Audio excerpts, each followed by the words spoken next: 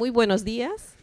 Es un gusto para nosotros tener en el Instituto de Estudios Peruanos al doctor Alan Label y a un distinguido panel de profesionales expertos en el tema de gestión de riesgos en el Perú.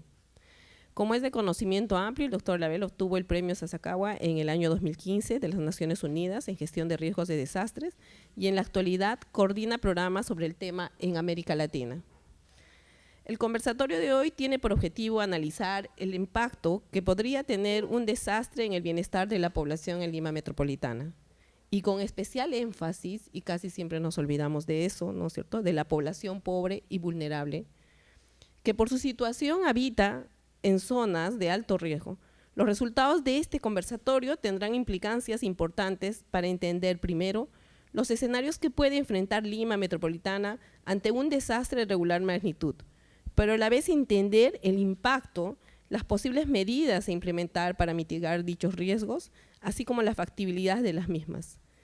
Un aspecto a resaltar es que en recientes evaluaciones que se han hecho sobre cómo actúa el sector público en el Perú, sobre todo en temas de gobernanza, es que se crean normas y planes que en realidad no se cumplen, ¿no? Este es un desafío que tenemos todos como sector y que tenemos que cambiar.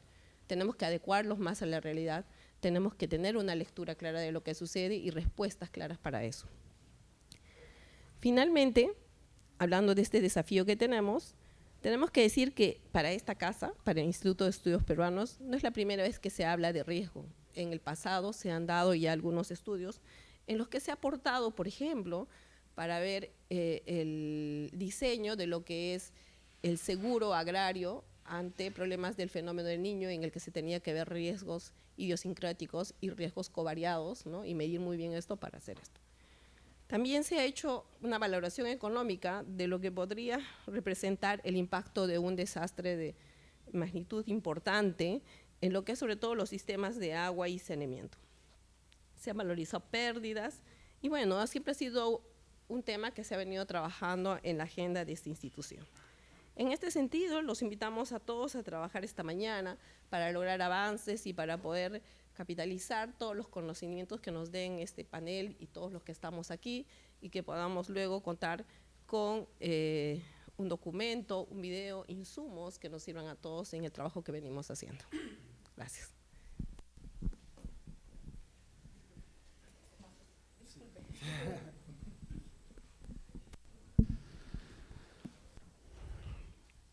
Buenos días con todos y todas. Mi nombre es Ángel Chávez, soy el consultor a cargo del proyecto KNOW para Perú, bajo la coordinación del doctor Alan Label. Este conversatorio se hace con el patrocinio de Knowledge in Action for Urban Equality KNOW, que está impulsado por la Development Planning Union de la Universidad de Londres, ¿no? Y financiado por el Consejo de Investigación Social y Económica del Reino Unido. Ese es el marco del cual estamos realizando este proyecto de investigación social sobre los temas de pobreza, resiliencia y ciudades. Este es el tema que nos convoca ahora. Lo que hemos buscado con la presencia del doctor Label y su convocatoria en realidad es traer a las personas que más conocen sobre la problemática de riesgo urbano, resiliencia en ciudades, para poder realizar un diálogo horizontal y entender cuál es la dinámica y los procesos de los riesgos que se están generando para nuestra ciudad de Lima, ¿no? El foco de nuestra atención, discusión va a ser Lima. En ese sentido, pido a todos los presentes que el día de hoy nos enfoquemos en eso. Siempre nos tienta el corazón de poder pensar en la zona rural, que también es una dinámica que no se puede despegar del área urbana, lo reconocemos, pero vamos por esta vez a tratar el tema del riesgo urbano para la ciudad de Lima, ¿no? En ese sentido, la disertación del doctor Label busca más generar un marco de análisis, de discusión sobre el tema de riesgo urbano para la ciudad y cómo la pobreza, la prosperidad y bienestar se coexisten, cohabitan en un solo espacio territorial. No va a ser mucho alusión al tema de Lima, pero lo que esperamos más bien de los panelistas y de los participantes aquí altamente calificados, que nos puedan introducir a aterrizar esta reflexión para la ciudad de Lima, ¿no? Entonces, no me queda más que agradecer a los panelistas, a Juan Espinola, arquitecto urbanista del Instituto Metropolitano, del Instituto Metropolitano de Planificación, una persona que conoce bastante la ciudad, ha estado coordinando el equipo del Plan de Desarrollo Concertado de Lima en la gestión anterior, y también conoce todo el tema de riesgos de la ciudad de Lima. Ahora trabaja en la Universidad César Vallejo, ¿no? Un arquitecto de trayectoria aquí para todos los que alguna vez hemos estado vinculados para el tema de la ciudad de Lima, y el urbanista Alfredo Serga, del Programa de Naciones Unidas para el Desarrollo, el PNUD, que también es una persona que ha trabajado bastante diversos instrumentos y productos. Creo que el más emblemático es el CIRAT, que es el que se ha conocido bastante con apoyo con el grupo francés y una serie de instrumentos, pero no es lo único que ha hecho. De ahí hacia adelante hay un montón de productos y mucha experiencia que él ha recogido y que nos pueda generar un aporte importante, ¿no? También quiero mencionar a los colegas del proyecto NO y el grupo del observatorio que están presentes ahora, con la arquitecta Belén de Mesón, la arquitecta Liliana Miranda, ¿no? Hay una serie de personalidades aquí, no quiero dejar de nombrar al ingeniero Hugo Connor, la arquitecta Linda Silver, el arquitecto Douglas Azabache, el licenciado William Solier. Realmente está el Raúl Luna, sin dejar de mencionar al ingeniero Juvenal Medina, ¿no? Y a todo el equipo. En realidad, el día de hoy está la gente que más conoce de la ciudad. También es los colegas de San Marcos, de la UNI, de la Católica. En realidad hay una masa crítica bien interesante. En realidad hemos venido a escucharlos a ustedes y este diálogo queremos que se genere, y vamos a filmar y a grabar para poder desarrollar una memoria de todas las contribuciones que ustedes nos van a ayudar en la reflexión el día de hoy, ¿no? Entonces, en ese sentido, yo no me quiero extender más. El marco, la dinámica ahora es entregarle la palabra al doctor Label para que haga el marco general, y después nuestros panelistas que nos van a ayudar a pisar tierra, y después todos ustedes que están bienvenidos en la discusión y en el debate, ¿no? Entonces, sin más, el doctor Label.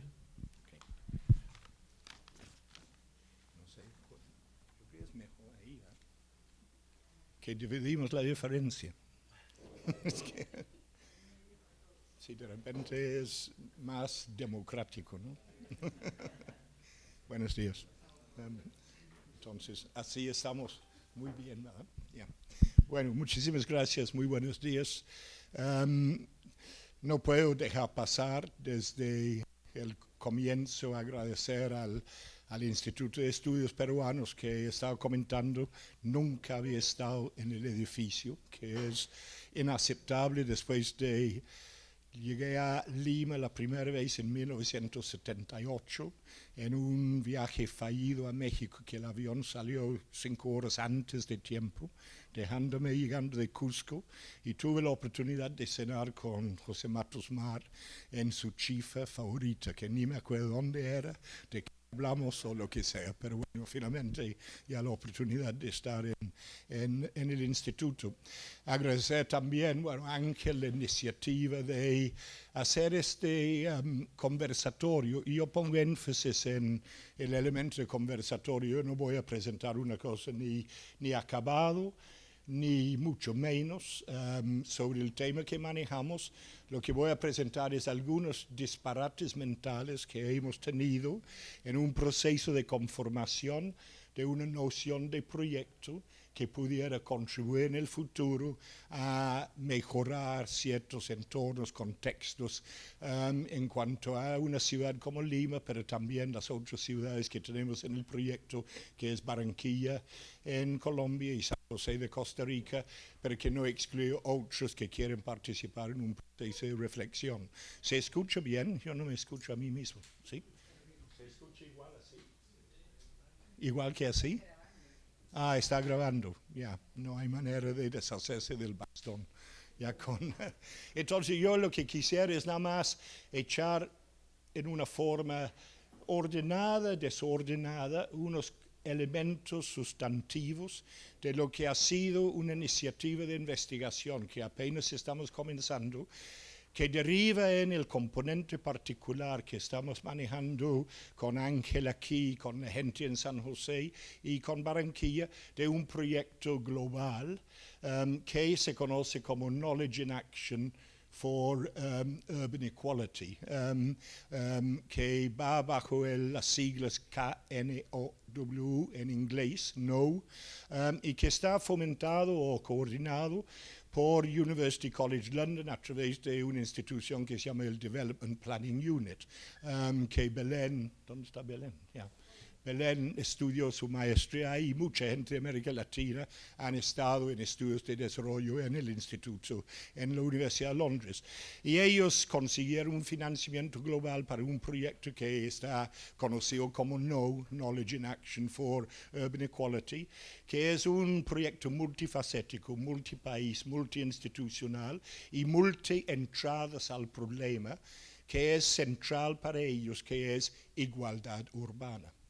Entonces, nosotros estamos con un subcomponente de la investigación girando en torno al tema de gestión de riesgo, desastre y adaptación al cambio climático, pero es uno de un conjunto de iniciativas que este proyecto global fomenta, todo rumbo a identificar que es el punto final, pathways to urban equality, o sea, caminos hacia una mejor igualdad urbana. Y todos están dirigidos por unos conceptos centrales que están captados en la noción de pobreza extrema, que es un concepto, pero también es una realidad empírica, ¿no? Entonces, de pobreza extrema, de la noción de prosperidad que comienza a surgir en múltiples partes con definiciones y distinciones y discusiones distintas, y el tema de resiliencia, que es este tema que ha surgido en todas partes, un poco indefinido, bueno, muy indefinido a veces, muy multifacético a veces, que tiende a veces a confundir en lugar de clarificar si uno no tiene claridad sobre orígenes y el alcance del concepto per se. A tal grado, como comenté en un artículo reciente, hay artículos que ya lo usan sin definirlo, ¿no? Como que si fuera de común conocimiento su sentido, cosa que no es cierto. Entonces, el proyecto global está dirigido y nosotros en el proyecto particular tenemos como puntos de referencia estos conceptos de prosperidad, de pobreza extrema y de resiliencia, siendo nosotros los que se supone estamos hablando de resiliencia en el sentido de la capacidad de tener sociedades capaces de absorber los choques asociados con crisis diversos y recuperarse de formas más ágiles. Cosa que ha sido, como digo, un poco redefinido porque hay muchas definiciones de resiliencia, incluyen desde antes del impacto, que es obvio que es necesario, pero no está articulado de una forma muy convincente en términos de cómo se articula con ideas originales sobre resiliencia. Pero ese es otro debate, pero un debate que tenemos que tomar. Y lo que quería manifestar es que nosotros estamos comenzando con algunas cosas que en una forma muy linda están impuestos de afuera. Somos parte de un proyecto global con un marco global. Pero lo que nosotros queremos hacer es poder criticar, comentar, redimensionar, reorganizar ideas, conceptos, hasta establecer unos que tal vez son más fundamentales. Anoche en una conversación con mi amigo aquí, Juvenal, dijo, bueno, ¿por qué no hablamos de felicidad y indicadores de felicidad y no de prosperidad? Y vamos a Bután y vamos a otros lugares donde han sido utilizados con más eficacia para captar la noción de dónde una sociedad quiere ir, que la noción de prosperidad que puede ser, que deriva de sociedades del norte con las visiones que manejan. Entonces estamos abiertos al comentario y la crítica en cuanto a lo que queremos. Lo urbano es obvio porque están entrando por lo urbano, dadas las tendencias mundiales ya concretados en América Latina, con 80% población urbana, una parte importante en centros metropolitanos. África, menos de 50 aún, pero en un proceso más rápido de urbanización del mundo, y Asia por medio, y por cierto Europa y Norteamérica, que es completamente urbanizado en muchos sentidos. Ya voy por la gestión de la sequía, pero necesito el agua. Ya. Nosotros estamos concentrándonos en áreas que pudieran llamarse áreas metropolitanas, pero con decir eso, también estamos bajo una variedad de expresiones particulares, porque la metrópolis, la megalópolis, o lo que le quiere llamar de Lima, con sus 8 millones, ¿cuánto? Es mucho más grande que Barranquilla con 2 millones o San José con 2 millones. Entonces, en la definición misma del objeto de intervención o de estudio, ya hay una variedad de necesidades de definición, de entendimiento. Pero la idea de ella para metrópolis era para mayor complejidad. A la vez, con eso, queremos indicar que tal vez se pueda hacer aprendizajes que son relevantes para las ciudades que más están creciendo en el mundo, que son las ciudades intermedias y pequeñas. Y los procesos de urbanización muestran claramente que, aunque las ciudades grandes siguen siendo grandes y serán grandes en el futuro, el proceso de urbanización está concentrándose más y más en lo que son ciudades intermedias, ciudades pequeñas. Y este tema que manejamos de riesgo, gestión de riesgo, su manifestación hacia el futuro se va a dar en entornos donde tal vez es mucho mejor o mucho más probable y posible estar encima del tema, precisamente porque están en crecimiento hacia el futuro y no tienen, como en Lima, está como osificado el riesgo, para decirlo así, es tan profundamente arraigado en múltiples áreas que el desafío de reducir ese riesgo ya es sumamente complicado. Con ciudades en crecimiento reciente, tal vez lo prospectivo puede estar encima de lo correctivo, utilizando las tecnologías que usamos para avanzar, etc. Entonces, igualdad, de la otra parte de la fórmula, está en definición. Hay definiciones de qué queremos decir por igualdad urbana. Por supuesto, estamos relacionándonos con acceso desigual a múltiples satisfactores de la vida, que pueden ser desde los que son de origen como empleo, ingresos, etcétera, que permiten otras cosas, pero también servicios urbanos y acceso a la tierra urbana, que menciono deliberadamente porque es como un disparador de muchos de los problemas de riesgo en la ciudad hoy en día, que es la falta de acceso a terrenos seguros o tierras seguras, y la renta urbana juega como una posición muy importante en eso. Entonces, nosotros con el estudio de gestión de riesgo, adaptación al cambio climático, lo que nos han pedido es poner una pregunta: ¿en qué sentido la gestión de riesgo de desastre, adaptación al cambio climático, puede ir más allá del objetivo original que tal vez definía estos temas, que era reducir pérdidas y daños, y pasar a ser más una estrategia de desarrollo? ¿En qué sentido ha sido una estrategia de desarrollo, no solamente construir un dique para evitar que inunda este segmento o poner un sostenimiento de un pendiente que se va a fluir para evitar la destrucción de vivienda, que sigue siendo sumamente importante, pero hay debates de otra naturaleza en torno a qué debe ser la gestión de riesgo de desastres como una estrategia de desarrollo y no como un instrumento de control en muchos sentidos. Entonces, ese es más o menos el marco. Las preguntas que dan origen a nuestra iniciativa son unos 4, o contextos o preguntas que dan origen a la indagación. Una primera es que cuando hablamos de zonas de riesgo o zonas de la ciudad sujeto a condiciones de riesgo asociado con amenazas físicas diversas, múltiples, concatenados o lo que sea, estamos hablando de docenas de cosas distintas, aunque un mapa podría un mapa de zonas de riesgo, una ciudad da la idea de un área de la ciudad de sujeto riesgo, pero no lo puedes leer en su intimidad, en lo que es efectivamente. Entonces, cuando hablamos de zonas de riesgo, estamos hablando de áreas que se han conformado, se han constituido, se han creado y se han consolidado bajo condiciones sumamente distintas, sociales, económicas, políticas, organizativos. Uno no es el mismo que el otro, pero permitiría pensar que hay la oportunidad de crear lo que podemos llamar tipologías de zonas de riesgo. Una parte de esto se relaciona con lo que podemos llamar la relación entre áreas o zonas de riesgo y lo que llamamos procesos urbanos.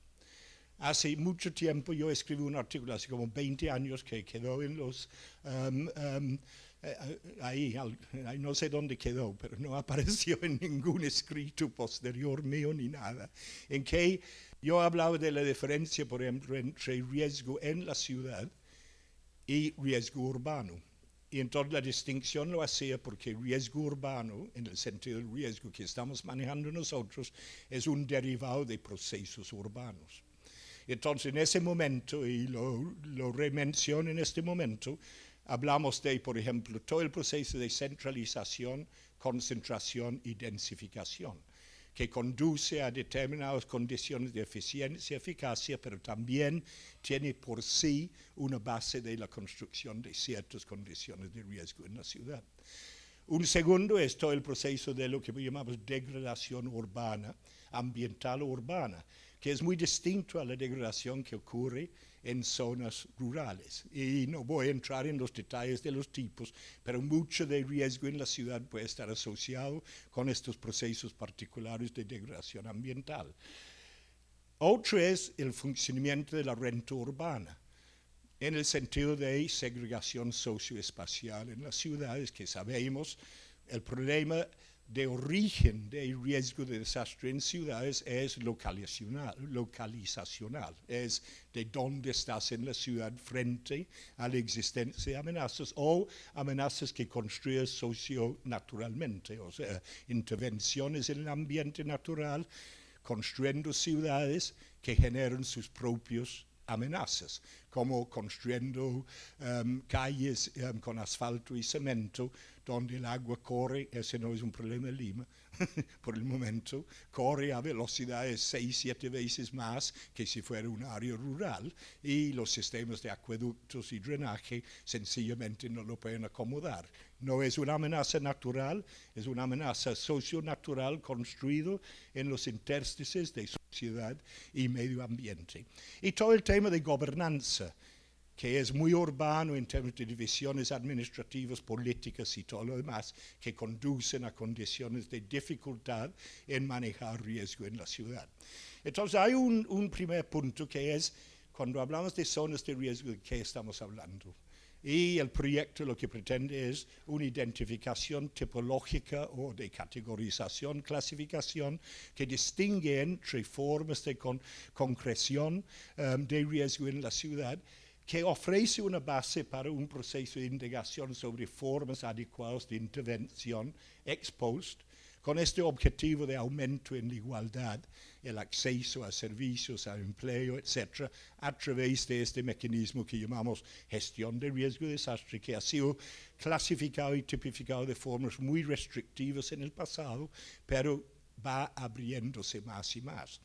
Y eso conduce al segundo punto, que es de contexto, que reconocemos que el tema de gestión de riesgo de desastre y adaptación al cambio climático es interpretado de formas distintas, no importa dónde vas. Nadie tiene una definición absoluta, ni clara, ni contundente, ni consensuado de lo que está pasando con gestión de riesgo de desastre. Si vemos la historia de los últimos 40 años, hemos evolucionado de manejo de emergencias, manejo de desastres, donde respuesta es fundamental.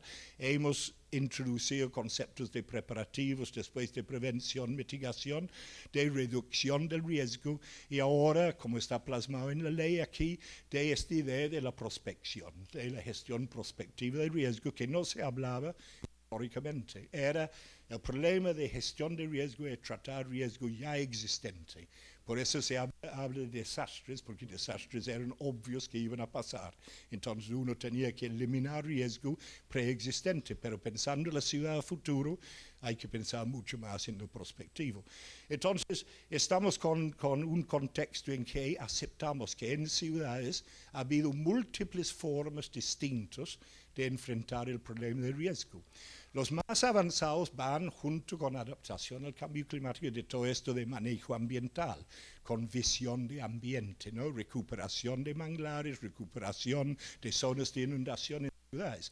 Históricamente era poner un dique, y cuando el dique se rompía, como siempre se rompían, ya tenías el problema repetido. Entonces en muchas partes estaban retirando diques, espacios determinados y dejando espacios de inundación natural de ríos, recuperación de zonas salinas en distintas partes. Pero lo que sin ir demasiado lejos por el tiempo disponible, aceptamos que enfrentar el tema de gestión de riesgo es enfrentar un tema en evolución, en cambio, en transición, en transformación, en que tenemos que ir adecuándolo más y más a un mecanismo para el desarrollo sostenible y no un mecanismo solamente para reducir daños y pérdidas que van a suceder por errores históricos. Y ese vale la pena discutir un poco más porque es un poco complejo a veces el concepto. Pero está un poco captado en esta idea que la noción de transversalización de la gestión de riesgo en sectores y territorios tal vez tiene que trascender y ser más formulado en términos de introducir el tema de riesgo y en consecuencia de la gestión en lo que llamamos la ADN del desarrollo. O sea, que no es algo que hay que vender un sector, es algo que define un sector. Y ese es sumamente más interesante como proceso porque requiere otros mecanismos institucionales, organizativos, de convencimiento político, tener ministerios de planificación, de inversión pública, de planificación involucrado en el tema, ¿no? Y un tipo de acercamiento a la gestión de riesgo que está siendo promovido por el Banco Mundial y por el ODI en Inglaterra, para el desarrollo el británico, el think tank del gobierno británico, el ODI, es la noción del triple dividendo de la gestión de riesgo, para ilustrar un tipo de acercamiento distinto, donde dicen que, bueno, por supuesto uno busca reducir pérdidas y daños, pero también uno busca, de alguna forma, inversiones que tienen co-beneficios. Entonces, un ejemplo, por ejemplo, que un río puede inundarse en los Estados Unidos, en un pueblo, construir un auditorio para fines de eventos públicos, cuando no está lloviendo, inundándose. Pero en el momento que se inunda, el auditorio sirve como un desagüe de aguas excedentes del río, o diques sobre lo cual la gente bicicletean en la mañana, caminan, corren y hacen ejercicio mientras no está lloviendo, y también cuando está lloviendo sirven para retener. Pero hay muchos ejemplos donde uno pudiera pensar en co-beneficios. Y el último, que es sumamente importante para ciudades en crecimiento, es toda la noción de abrir la perspectiva de inversión hacia el futuro. Entonces, un área que es seguro en cuanto a riesgo es más propenso a atraer inversión en diversas cosas que un área que es conocido como un área de amenaza física, ¿no? Entonces, sirve a gobiernos locales hacer seguro zonas o delimitar zonas que no son inseguras y asegurar que no son ocupados, que dejarlo al libre mercado suelto, que el riesgo aparece y aflora por este proceso de construcción social en ciudades, ¿no?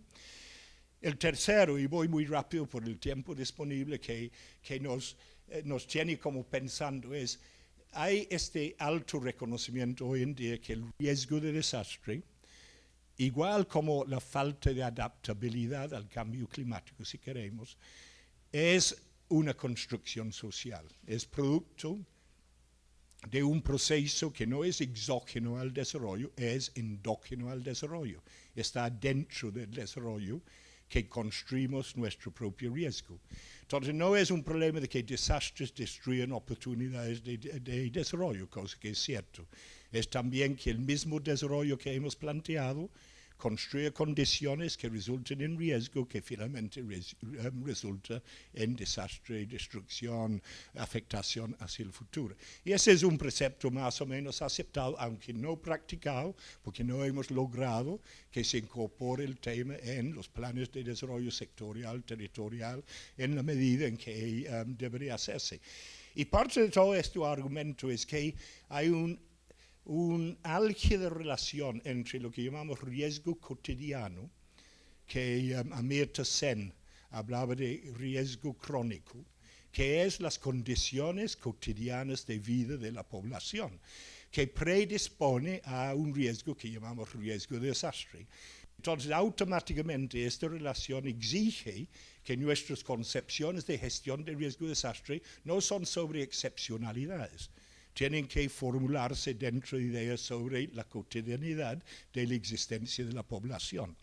Y esto exige, y remito al proyecto No, a un aspecto muy importante del proyecto No, que se busca un proceso que lo llaman coproducción de conocimiento, que no es una cosa académica de una élite pensador intelectual que interpreta realidades. La realidad de riesgo, igual como desigualdad, pobreza, tiene que ser interpretado desde los que están en las condiciones que buscamos resolver. Entonces, la participación local, comunitaria, en la definición de la problemática es de suma importancia. Y ese es ilustrado de una forma muy obvia por todo el tema del riesgo cotidiano a través de una observación muy clara, que vemos que poblaciones, trabajamos en Belén y Nuevo Belén en Iquitos con Ángel en un proyecto anterior, donde es obvio, y es obvio en muchos casos, que gente viviendo en riesgo de desastre no quieren cambiar su sitio, quieren seguir viviendo en el mismo lugar. Esto no es una decisión irracional, es una decisión de compatibilización de objetivos en una vida que es constante, diaria y al futuro, donde las ventajas y beneficios de mantenerse en un solo lugar es arriba de lo que perciben como las ventajas de cambiar a 8 kilómetros de su base y reconstruir sus vidas de economía local, medios de vida, etc. Y esa es una realidad. No podemos divorciar gestión de riesgo de vida cotidiana, ni podemos divorciar una discusión de la contribución de gestión de riesgo a la reducción de desigualdad de una discusión de esa relación con la cotidianidad, ¿no? Entonces, una gran demanda aquí es de reconocer que localización en zonas de desventaja es ventajosa. No porque es per se, es ventajoso porque las condiciones de existencia de poblaciones exige que es ventajoso. Ya han construido vida, medios de vida, tienen acceso a servicios. Desde el punto de vista técnico puede ser inadecuado, que se quiere cambiar, pero desde la perspectiva de una población real, un poblador real en una situación real, entonces hay mucho. Y por medio hay muchas cosas, por supuesto, de manipuleo, de corrupción, de interés, de etcétera, etcétera. Pero entonces estas 4 cosas son cosas que comenzamos a reflexionar para ir viendo también cómo se relacionan nociones centrales como pobreza extrema, prosperidad con el tema de resiliencia. Son codependientes, son causales en secuencias. Uno es necesario atacarlo primero para poder entrar al otro. Y yo creo que los que hemos estado en gestión de riesgo nos damos cuenta de la dificultad que tenemos de ir más allá de lo obvio de soluciones estructurales o reubicaciones de población, porque no controlamos las riendas de los procesos que construyen riesgo. Y eso no me conduce al último punto para mantenerme, creo, dentro del tiempo. Sí, un buen británico, ya. Creo, ya. Entonces, pensar pathways a igualdad urbana. ¿Cómo pensamos los caminos hacia la igualdad urbana?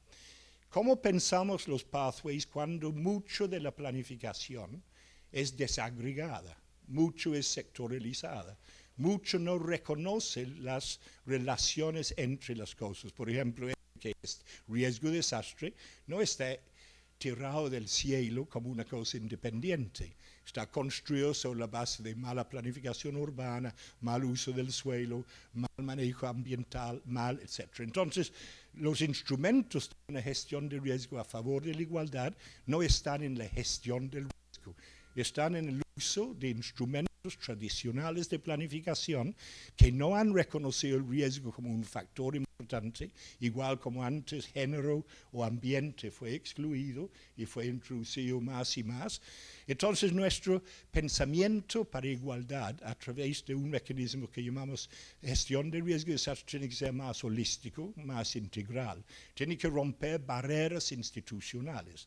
Sabemos de los problemas, por ejemplo, yo, como digo, siendo académico y teniendo la edad que tengo y que me voy a cultivar en mi finca pronto sin pensar más de este tema, puedo decir lo que me dé la gana, con que todo el conjunto de estupideces que han surgido en torno a adaptación al cambio climático, gestión de riesgo y desarrollo sostenible son despreciables por la pérdida de eficiencia, eficacia y unas inversiones que son perdiendo credibilidad y posibilidad de impacto mayor, porque vivimos con status quo, vivimos con lo que llaman este camino de la historia que nos permite romper con la organización de la planificación metropolitana. Ha encontrado enormes problemas por divisiones administrativo-políticos innecesarios.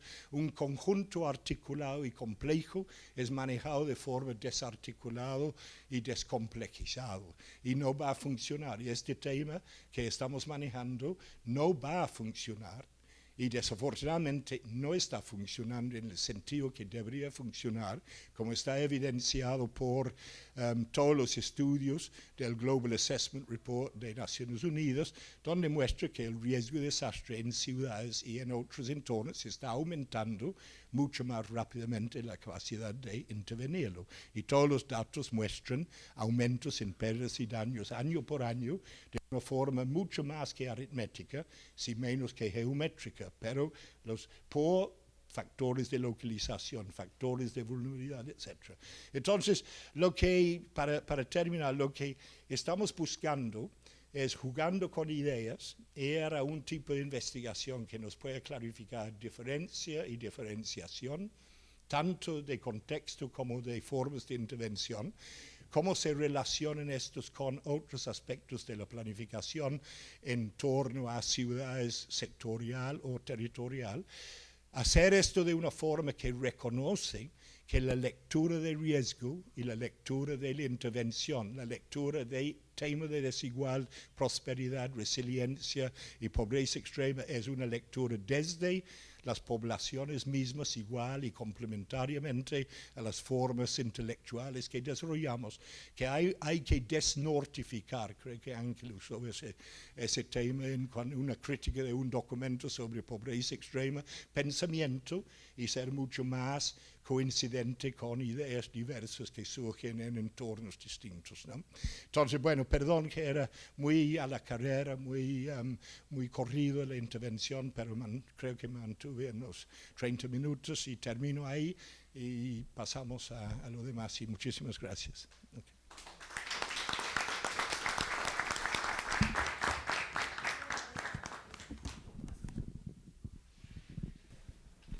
Gracias, Alan, por tu disertación, el marco general que nos has dado.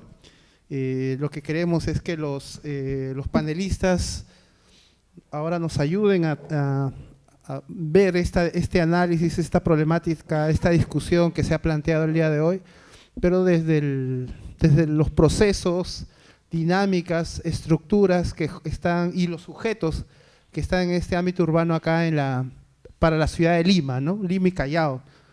Queremos aterrizarlo más en nuestro territorio como aporte de análisis para este estudio de caso de Lima, y el mismo que podamos comparar después con San José de Costa Rica y Barranquilla, ¿no? Por eso también pedimos al público, hay un público muy bien conocedor de la problemática, gente como Miluska, que trabajaba en Chosica, por ejemplo, ¿no? Alan daba el ejemplo de Belén, pero el Belén es el mismo caso de Chosica, ¿no? La gente que vive dentro de las quebradas y que no quieren salir, ¿no? Entonces hay mucha casuística que ustedes conocen que viene de Lima y esa es la que queremos racionalizar, conceptualizar, ¿no? Tipificar.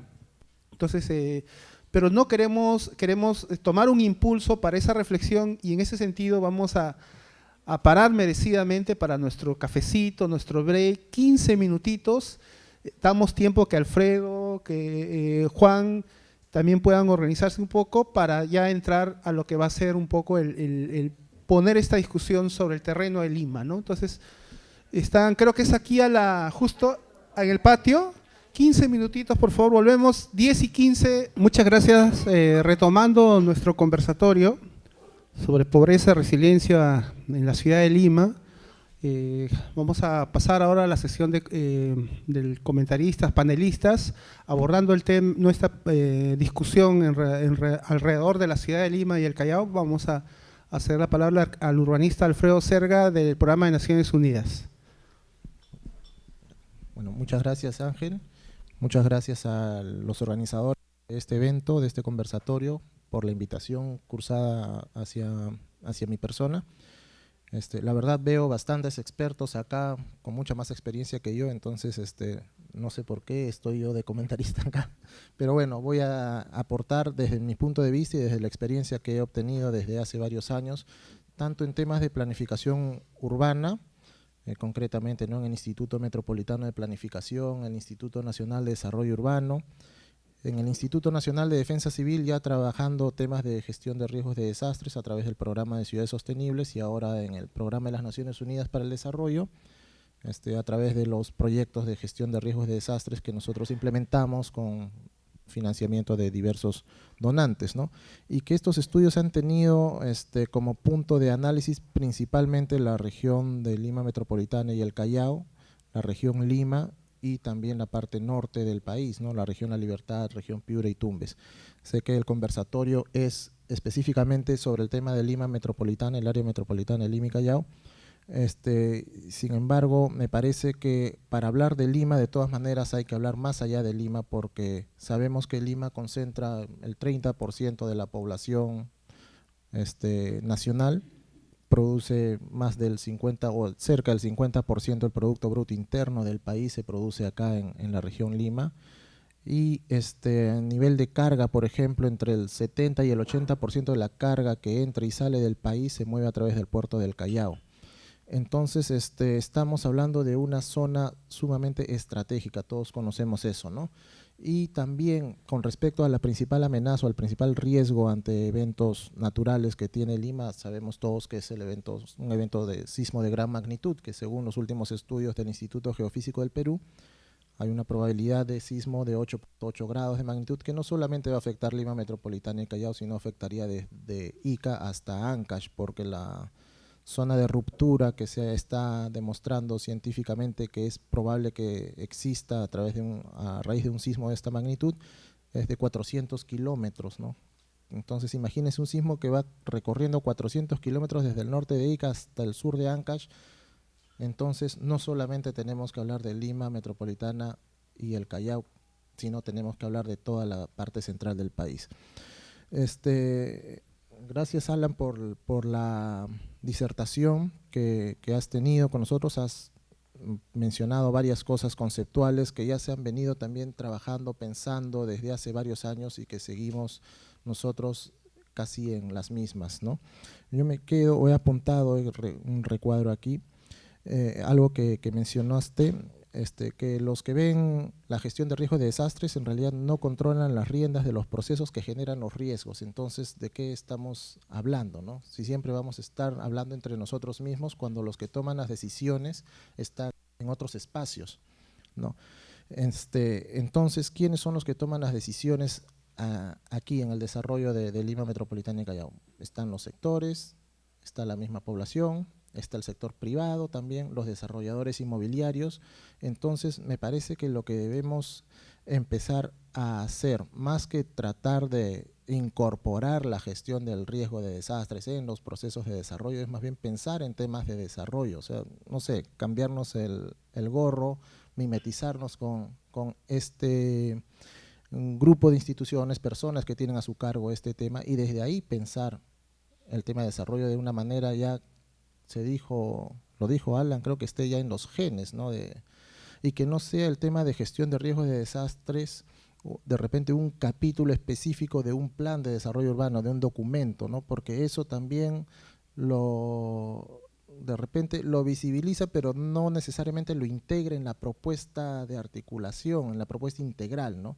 Siempre se sigue pensando en los proyectos de desarrollo urbano, proyectos de infraestructura, pero como ya se analizó el tema de riesgos en el plan y ya hay el mapa de colores que indica cuáles son las zonas de mayor o menor riesgo en el área metropolitana de Lima, y que también yo he estado pensando, ese mapa de riesgos en realidad depende del punto de vista de quien lo ha construido. O sea, un mapa de riesgos para el sector vivienda, por ejemplo, no es el mismo que un mapa de riesgos para el sector economía, por ejemplo, el Ministerio de Producción.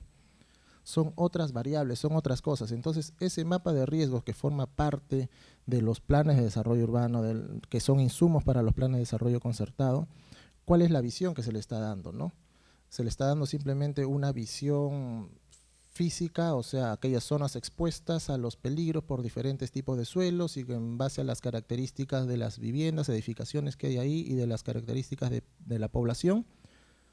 Pero si entramos desde el punto de vista económico, por ejemplo, el Ministerio de la Producción, los gremios empresariales, tal vez serían otras las zonas de riesgo para ellos, y en los cuales habría que priorizar sus intervenciones o diseñar estrategias adecuadas para recuperar estas zonas, estos territorios después de un desastre, ¿no?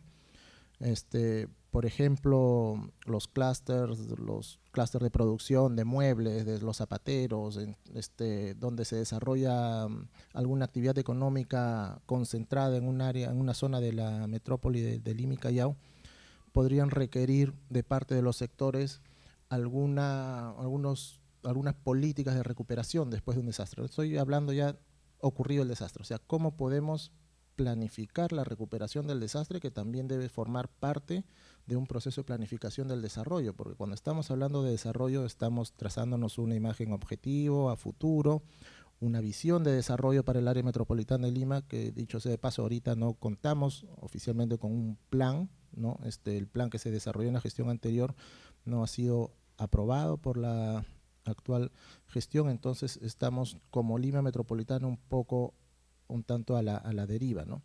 Entonces, cuando se formula un plan, pienso que también se debe formular o plantearse este escenario de desastre y este escenario de recuperación, porque después del desastre que ocurra acá en Lima vamos a tener lamentando las pérdidas que podamos tener, vamos a tener una oportunidad, pienso yo, para poder reconstruir adecuadamente nuestras zonas, ¿no? Pero, insisto, debemos procurar nosotros, que estamos acá siempre hablando del tema de gestión de riesgo de desastres, más bien ganar más espacios, ¿no? Sé que hay planificadores acá que trabajan haciendo planes de desarrollo, que trabajan en temas de planificación de desarrollo, entonces es ponernos un poco en la camisa de ellos, en la forma de pensar de ellos, para poder encontrar ese punto en común, ¿no? Y no tratar, como bien dijo Alan, de venderle un paquete, ¿no? De venderle un tema de GRD para ver si lo compra y lo pone en algún lado o piensa así, ¿no? Igual los desarrolladores inmobiliarios, ¿no? Sabemos que mucho de lo que se construye acá también parte de iniciativas privadas, ¿no? Entonces, ¿cuál es la lógica del desarrollador inmobiliario, del inversionista privado? Es obtener utilidades, rentas, ganancias, ¿no? Si nosotros hacemos, o si se hace de que esas utilidades, dentro de esa fórmula que tiene, ¿no?, se pueda considerar adecuadamente el tema de las pérdidas probables, de las pérdidas esperadas, de la inversión en base a análisis probabilísticos, entonces podríamos contribuir a que también estas inversiones sean, digamos, de menor riesgo, ¿no? Y que lo vean desde ese punto de vista, porque ahora lo que más se hace es sacarle el jugo al terreno, ¿no? Mientras más metros cuadrados de área vendible tengas, es más importante o más rentable para ti el proyecto, pero no necesariamente construye ciudad. Por ejemplo, en esta zona de la avenida, una avenida X, mejor voy a decir, hay varios edificios de oficinas que se están construyendo uno a otro, uno un año, el año siguiente, así, pero si uno ve el espacio urbano que se ha generado ahí, es un desastre, ¿no? Porque no hay nada y ahí va un montón de gente a trabajar, pero no tiene un espacio urbano donde disfrutar la ciudad en sus momentos de ocio del trabajo, por ejemplo, ¿no? Porque, como también se mencionó en la parte de gobernanza, no hay una visión de parte de las autoridades que vean la ciudad como un proceso, como una construcción social, ¿no? Sino como una cosa muy inmediatista y muy aislada. Y también es necesario innovar en estos mecanismos de gestión de la ciudad, estos mecanismos normativos, para que puedan atraer o contribuir a generar una mejor ciudad, reduciendo las condiciones de riesgo, ¿no? Hay una disposición que está sacando el Ministerio de Vivienda con el Ministerio de Cultura, por ejemplo, de los DAET, que son los DAET, ¿qué significaba DAET? Claro, intercambio de alturas de zonas culturales, ¿no? O sea, el potencial que tiene una zona histórica en altura lo puede vender, de adquiridos de edificación transferibles, algo así, ¿no? Entonces, económicamente en las áreas centrales, por ejemplo, tenemos oportunidades, o sea, hay un dinero que no se usa porque la norma no permite construir más altura, pero es dinero, ¿no? Que puede ser vendido a otras zonas que son receptoras para que puedan nosotros, o se pueda con ese financiamiento, mejorar las condiciones de esta zona, de este centro histórico, ¿no?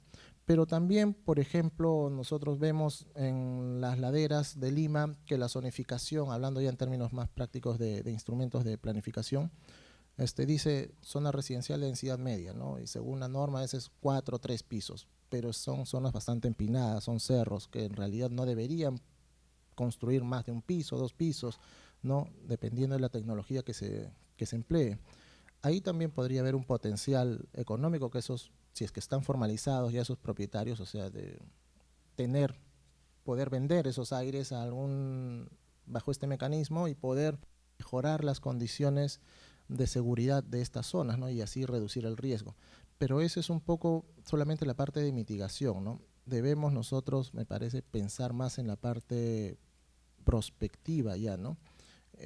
Lima es una metrópoli bastante complicada, bastante desordenada, pienso yo, y que está expuesta pues a un escenario de riesgo bastante grande. Es una de las ciudades que tiene mayor exposición a este riesgo, y voy a citar un estudio que hizo la Universidad de Cambridge con esta empresa aseguradora Lloyds, que hace un estudio de alrededor de 160 ciudades a nivel mundial sobre las pérdidas económicas esperadas, ¿no? Ante la ocurrencia de diversos fenómenos. Y en el caso de Lima, ellos indican que Lima necesitaría ahorrar 1.600 millones de dólares al año para poder recuperar económicamente nomás las pérdidas que le produciría un evento sísmico de la magnitud que menciona el IGP, ¿no?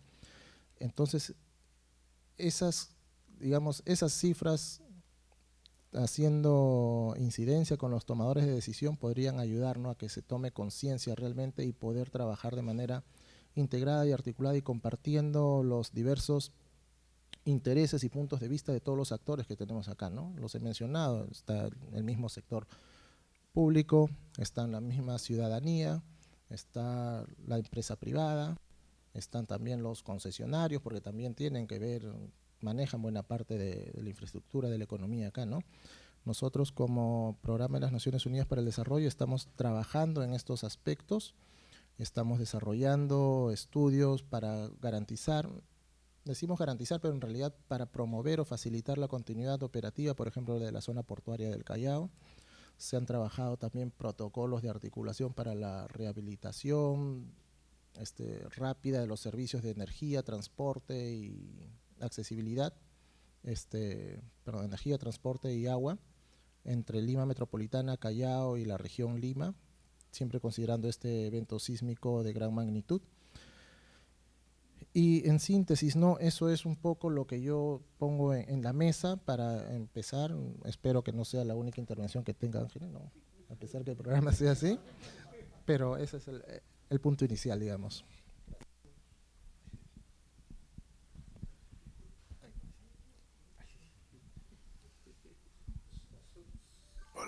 Más para tal vez aclarar la dinámica, ¿no? Terminamos con la primera ronda de comentarios, después cedemos la palabra al público. Bueno, como hay tantos calificados en la mesa, en realidad la primera ronda va a ser en la mesa, extendiendo a Juvenal, pero después hay una réplica de parte de Alan y también de los panelistas. Ya tienen una segunda oportunidad. ¿Ya? O sea, vamos a tener otra oportunidad. Gracias por la invitación y la oportunidad de compartir algunas reflexiones sobre los temas que muy bien ha planteado. Yo quisiera empezar a ver, la semana pasada, a fines de la semana pasada, ha salido una noticia en los medios de comunicación respecto a que la Policía Nacional, después de 9 meses de seguimiento, y que escuchas telefónicas incluidas, ha capturado una banda de personas que se dedican al tráfico de terrenos en Puente Piedra. Este hecho ha sido subrayado y está subrayado en un escenario más bien de corrupción, ¿no? Pero yo quisiera relacionar este hecho más bien con el tema de la gestión de la ciudad, porque este hecho, sí, pues estamos en pleno escenario de corrupción, ahora las noticias de corrupción están planeando la agenda pública, pero evidentemente también nos muestra cuál es el modelo de crecimiento que tiene la ciudad. Y este modelo de crecimiento de la ciudad, que en los años 70, 80 casi nos convencimos que eran porque la gente tenía necesidad de ocupar nuevo suelo en las áreas periféricas de Lima, se ha vuelto ahora en estos momentos una cuestión lumpen. Es decir, se trafica con el suelo a través de mecanismos, es decir, una organización delimita un terreno en área periférica, no le interesa el tipo de suelo, no le interesa si está en marco de seguridad en absoluto, ¿no? Vende terrenos muy baratos que pueden costar, la pequeña inscripción en la asociación de vivienda cuesta 50 soles o 100 soles, pero a la ocupación inicial de 10 o 15 familias, el terreno aumenta a 500 soles. Y si aparecen 10 familias más, el terreno aumenta a 2.000 soles. Y así sucesivamente. Un claro juego de la plusvalía, un claro juego de enriquecimiento que sobre la base de un grupo de personas que inicialmente pagan una cuota por el engaño, la posibilidad de tener el acceso a suelo propio. Este modelo de crecimiento, yo lamentablemente, haciendo una rápida visita por distintas ciudades del país, se repite consecutivamente. Casi todas las ciudades del país han empezado a grandes cinturones de miseria alrededor de la ciudad, con un modelo que se repite. Lima, lamentablemente, valga la redundancia, es un modelo de repetición en todas las demás ciudades, lo que es obviamente peligroso. Pero sobre este hecho yo quisiera resaltar y poner en la agenda un tema que tiene que ver con el diseño de gobierno de la ciudad, ¿no? Yo creo que el tema central que hay que abordar también, donde es posible incluso incorporar algunos temas que bien nos ha presentado en la exposición, tiene que ver con el proceso de toma de decisiones. ¿Quién toma las decisiones en esta ciudad y cómo se toman las decisiones? En Lima metropolitana, con la existencia de 50 distritos ya en estos momentos, ¿no? Incluyendo obviamente el Callao, ¿no? El nuevo distrito de Mi Perú en el Callao, y donde hay procesos de creación de nuevos distritos. Solamente en Ventanilla está en la PCM 2 expedientes para creación de 2 nuevos distritos. El distrito de Pachacuti y el distrito que le llaman así, algo así como que la Panamericana, que es una parte de Ventanilla que está al lado de la Panamericana. La aspiración es convertir a Ventanilla en una provincia, ¿de acuerdo? Y además hay procesos de creación de nueva provincia en San Juan de Lurigancho. San Juan de Lurigancho tiene hace varios años la aspiración de creación de una nueva provincia, ¿no? Yo recuerdo muchas veces que en las discusiones decíamos, ok, las aspiraciones son justas, pero ¿y a dónde pertenecería la provincia de San Juan de Lurigancho, la nueva provincia? Porque no olvidar que en el diseño de gobierno de la ciudad, nosotros, Lima Metropolitana pertenece a un régimen especial como capital del país, ¿no? Un régimen especial que le da un gobierno, una municipalidad provincial que tiene funciones regionales y que allí nuevamente viene los problemas de cuáles son las funciones reales. Le digo porque en un momento que estuvimos como funcionario del IMP, se hicieron coordinaciones con el Gobierno Nacional para transferencia de funciones de educación y salud, y el Gobierno Nacional no quería darle las funciones como les ha dado a las otras regiones, bajo la lógica obviamente de que esta gran ciudad con gran concentración de población significa pues un botín político para el proceso de legitimidad de las decisiones en el ámbito nacional. Entonces, creo que lo que hay que abordar es este diseño de gobierno de esta ciudad y cómo lo resolvemos, si que finalmente vamos a tener provincias. Miren, la gestión distrital, que me parece que es una manera de descentralizar la toma de decisiones, pero también nos está trayendo una afirmación de grandes diferencias en la gestión de la ciudad, ¿no? No cabe duda cómo se toman las decisiones en la gestión urbana, en los distritos Miraflores, San Isidro, San Borja, Santiago de Surco, versus los distritos que están en los conos o en la periferia de la ciudad, ¿no? Son totalmente distintos. Los volúmenes de inversión capaces de hacer ciudad son abismales. Y evidentemente, en Lima Metropolitana tenemos gran diferencia en la inversión que existe en el Callao para hacer ciudad también. Entonces, creo que hay que abordar el tema del diseño del gobierno de la ciudad, y creo que sin temor. No somos políticos, los políticos probablemente le tengan un temor a hablar de la provincialización, o hay que tomar en serio la provincialización, y hay que tomar en serio también qué significa ser un gobierno local, un gobierno distrital. En algunas reflexiones que nosotros hacíamos, por ejemplo, nos preguntábamos, ¿no? El distrito de Breña, quien no tiene capacidad de decisión, de ninguna capacidad de decisión para tomar y hacer su propia ciudad, solamente se dedica a parchar pistas. ¿Tiene sentido tener distritos con esas características en Lima Metropolitana, que no tienen ninguna posibilidad de tomar decisiones reales para gestionar el territorio? Entonces, ahí hay varias preguntas que creo que es importante resolver. Sí es cierto, quizás estoy muy cargado por la experiencia personal de haber sido parte de la ciudad y no tener posibilidades, ¿no? Hay un gobierno municipal donde no tenía ningún gobierno distrital amigo, y ver otras gestiones que han tenido posibilidades de establecer mejores relaciones con municipalidades desde la provincia, con municipalidades distritales, en la lógica de hacer ciudad, se han perdido excelentes oportunidades, ¿no? Pues el tema del liderazgo político, que es un vacío que no lo tenemos para poder cambiar, para poder incluso discutir el modelo de ciudad que Lima necesita, Lima requiere. Este plan urbano, el plan 2035 que dejó la gestión anterior, y que tuve la oportunidad de verlo, cómo se elaboraba, en realidad requiere ser rediscutido en función de discutir el modelo de ciudad que necesita Lima Metropolitana. Eso allí hay que ponerlo en la agenda. No se puede, creo yo, hay la necesidad de tener en estos momentos un plan urbano para Lima Metropolitana, pero no se puede aprobar un plan urbano en base al trabajo solamente de los técnicos. Definitivamente en estos momentos ya no se puede. Las mejores experiencias de gestión urbana sostenible que se han sido llevadas a cabo por San Isidro han sido bajo la lógica de un fuerte proceso de participación ciudadana. Y aún así, todavía los procesos de participación ciudadana pueden llegar a ser débiles por la discusión de la legitimidad de las propias instancias de participación ciudadana.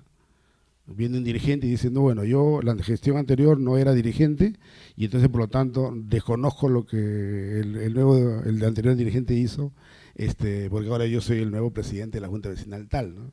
Y desconoce todo el proceso anterior, ¿no? O sea, las propias organizaciones sociales están debilitadas también, en el marco de un debilitamiento de la institucionalidad en el país. O sea, creo que este abordaje de debilitamiento institucional, el nuevo gobierno, el sistema de gobierno, el diseño de gobierno de la ciudad, creo que es importantísimo y necesario tocarlo, abordarlo, para que luego sobre esa base nos permita discutir o incorporar los conceptos que tan amablemente han sido planteados. Y reconocer también que hay una capacidad profesional ya establecida, porque los cambios que han habido en la gestión de riesgos desde los procesos de toma de decisiones han sido en base a individualidades, esfuerzos a veces colectivos como ONGs que han permitido que se sensibilice a las autoridades o a los tomadores de decisiones, ¿no? Pero creo que queda el gran reto poner en la agenda el rediseño del gobierno de la ciudad. Gracias. Gracias, Juan. Interesante Sí, entonces ahora vamos a pasar al conversatorio, ¿no? Donde vamos a dar la palabra a los asistentes. Como yo soy el fascipulador, me voy a tomar la primera. Es la parte de la democracia que me gusta más. Pero lo que yo en las dinámicas anteriores que hemos tenido con Hildegardi y por lo que uno ve en la mesa, en realidad más de uno debe hablar. No sé si quieran hablar, pero desde José, Fernando. Entonces más bien la dinámica que dice quien no quiera hablar, ¿no? Pero acá hay muchas personas que tienen que decir bastantes cosas, pero para dar el tiempo, yo preferiría que habremos la mayor cantidad de gente, pero sí habremos cortito, para tener todo el espacio de que todos tengamos la posibilidad de intervenir. Y como está filmado y grabado, después vamos a extraer sus aportes y analizar así con tranquilidad cuál es el mensaje que nos están pasando, ¿no? Entonces, dicho eso, y ahorita hacemos como el tour de la mesa, obviamente saltando la mesa juvenal y volviendo otra vez a la mesa, y después al público también, ¿no? Lo que yo quería mencionar y agradecer a los panelistas y un poco también retomando la reflexión de Alan, la preocupación sobre el tema de pobreza en el área urbana es algo que sigue dando vueltas alrededor de nuestra discusión, ¿no? Como el tema de pobreza y riesgo es algo que es una tensión permanente en la persona, acá en la gente de Lima. Yo tengo en mente a los pobladores de Chosica, en las quebradas de Carocio, ¿no? La gente que vive dentro de digamos, de la quebrada activa del Huayco, de la quebrada del Huayco, y que cada un año, 2 años, eso se activa y se produce una gran catástrofe para las familias, pero las familias a su vez ya han crecido a un nivel de 3 pisos, donde el primer piso, que es de material de albañilería o concreto, sirve simplemente como área de protección, porque ellos en realidad viven del segundo piso para arriba, ¿no? Y es su forma como se han adaptado, han hecho su resiliencia en función de un peligro que es tan destructivo y muy altamente frecuente, porque es cada 2 años que le pasa esta factura, y logran vivir con esa tensión, ¿no? Yo no podría vivir así, ¿no? Pero es probable que para ellos la preocupación más fuerte sea el día a día, ¿no? El día a día, como dicen, todos vamos a estar muertos en el largo plazo, pero hay algunos que en realidad su sobrevivencia ni siquiera está pensada en términos de largo plazo, sino en términos del corto plazo, ¿no? Entonces, en ese sentido, yo quiero llamar la atención de qué hacemos con el tema de la pobreza, la desigualdad y la resiliencia, ¿no? ¿Y qué cosa es la resiliencia?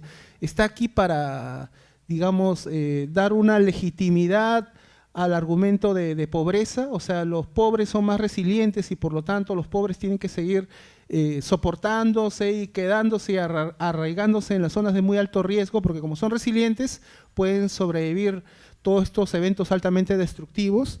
Entonces, es esa la preocupación, ¿no? Nosotros queremos entender también qué cosa es pobreza, porque bueno, hay muchos métodos de cuantificación, medición de pobreza, ¿no? Y lo último que salió fue que, producto del Niño Costero, el 2017, el país después de 5 años o algo así, creció 1% en pobreza, ¿no? Pobreza monetaria, que es la pobreza coyuntural, ¿no? Y está asociado directamente al desastre, ¿no? Porque fue un desastre que alcanzó, bueno, todo el norte y Lima. Entonces hubo gente que vive con $2 por día y que, producto de la emergencia, perdiendo sus casas, los servicios, empezaron a obtener menos de los $2 por día y logramos incorporar más o menos como casi 500.000 de personas en el país por debajo de la línea de pobreza, ¿no? Entonces, está aquí este tema de esta discusión de entrar y salir de la pobreza.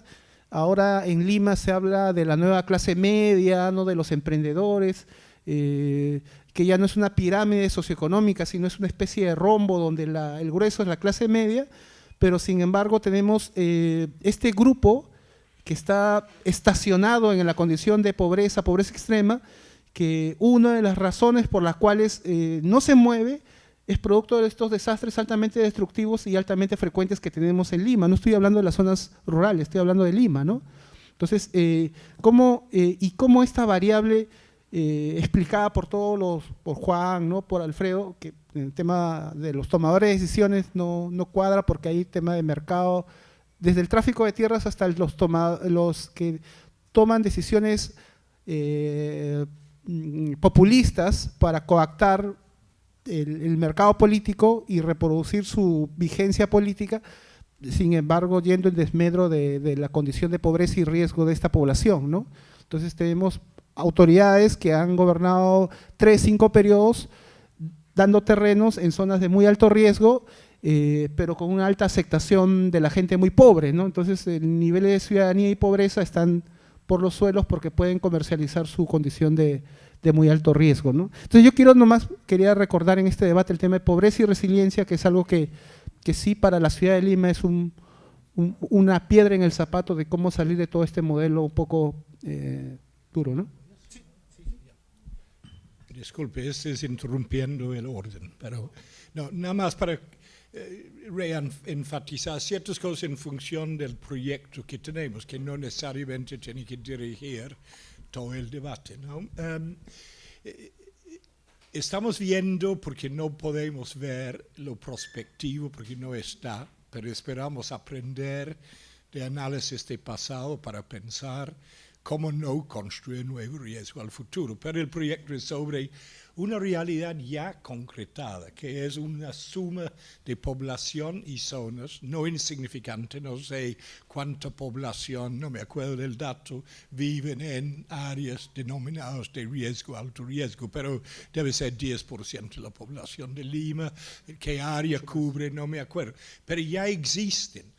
Y hay una cosa que es obvio, que la zona de riesgo es representativa de la pobreza extrema en gran parte, y la falta de prosperidad y una falta de resiliencia. Entonces, hay una coincidencia espacial entre lo que llama la atención muchas veces, que es el riesgo de desastre, porque viene al ojo del público de vez en cuando. La pobreza es ahí, ya lo veis todo el tiempo y no lo veis, pero el desastre es la que llama una atención una vez que…